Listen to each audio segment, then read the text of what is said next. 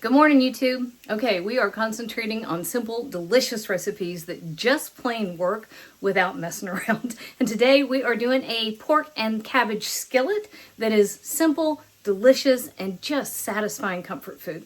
All right, let's cook, y'all. We got a family to feed. All right, this one is simple, simple, simple.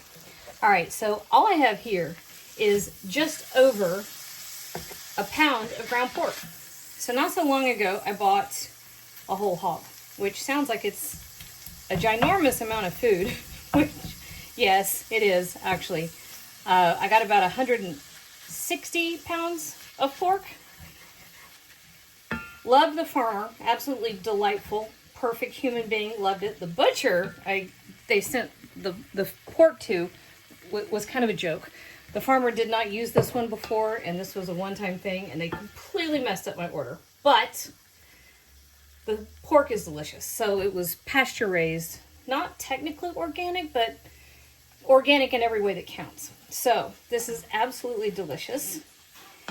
And so we're using a lot of ground pork right now. So ground pork, just over a pound. And we're adding to this one chopped onion. And this just gets browned off. Oh, knocked over my salt shaker. This gets browned off, and we're going to cook this just for a couple of minutes until that onion starts to get fragrant. Oh, look. Yum. Just until that onion starts to get fragrant. And behind me, I'm going to finish prepping one small head of cabbage and a little bit of cheddar cheese. And I'm going to have to get a bigger skillet. All right, so our onions have now gotten nice and fragrant. So we are going to drop in several sprigs of fresh thyme. Love this. And this is the kind of dish where you can use anything that goes well with cabbage, which is almost anything. You can use fennel, you can use caraway, you can use garlic. All of those things play really well with cabbage and pork. You can use sage. I love sage. We're going to use some red pepper flake. Why is that so out of focus? There. Oh, there we go. Red pepper flake, not too much. Black pepper. Some orange zest would be great in this. A little bit of salt. A little bit of garlic powder.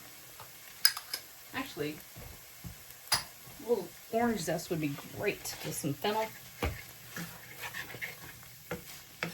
This is my busy time of year, though, so I need simple things that are going to be hearty and inexpensive and fill my family up and be delicious with very little effort.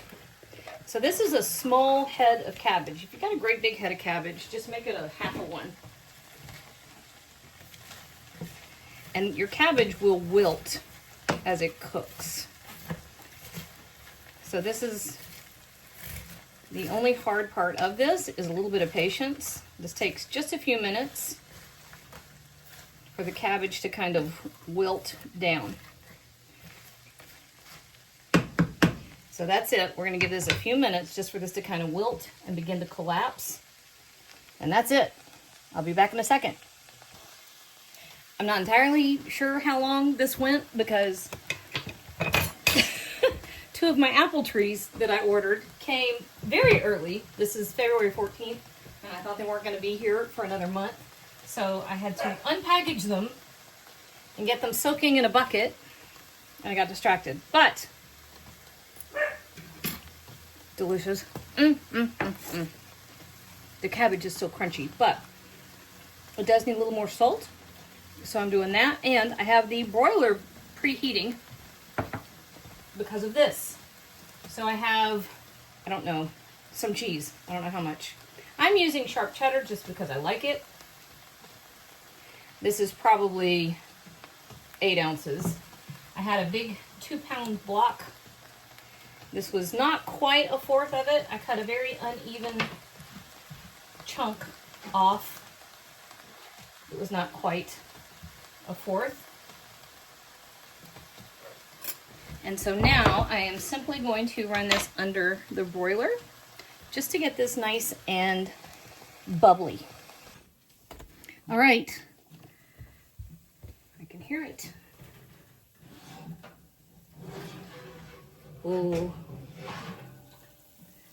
I love when cheese sings. That is hot, but spectacular. All right. I'm going to sneak a bite from somewhere at the edge. Ooh. Pulling that off. There's a giant bucket of apple trees right behind me. This is exactly what we want, steam and all. This is rich, hearty, comforting.